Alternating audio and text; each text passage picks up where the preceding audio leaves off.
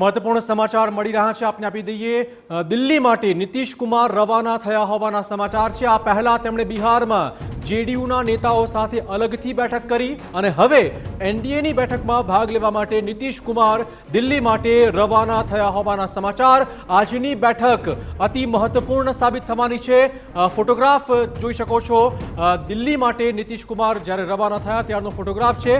આ નીતિશ કુમાર પર આજે આખા દેશની નજર મંડાઈ રહેશે કે એનડીએ એમની પાછળ જે બેઠા છે ખૂબ અગત્યનું તેજસ્વી યાદવ સાથે છે બિલકુલ। એટલે એક ફ્લાઇટમાં બંને નેતા છે।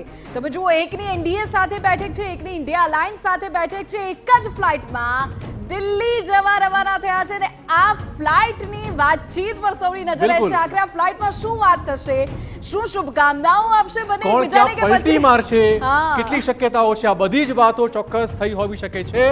પરંતુ આપણે કહી દઈએ કે નીતિશ કુમાર દિલ્હી માટે રવાના થઈ ચૂક્યા છે। અનેક મહત્વપૂર્ણ સમાચાર પણ મળી રહ્યા છે, એ પણ આપી દઈએ આપને। અને મહત્વપૂર્ણ સમાચાર, એનડીએની બેઠકમાં જતા પહેલા નીતિશ કુમારે બિહારમાં અલગથી બેઠક કરી હતી। જેડીયુના નેતાઓ સાથે, સાંસદો સાથે તેમણે મહત્વપૂર્ણ મુલાકાત કરી અને હવે આગામી દિવસોમાં, આગામી કલાકોમાં હવે કયા પ્રકારનો ટર્ન લેવો રાજનીતિનો, એ બાબતે ચોક્કસ જેડીયુના નેતાઓ સાથે તેમણે ચર્ચા કરી હોઈ શકે છે।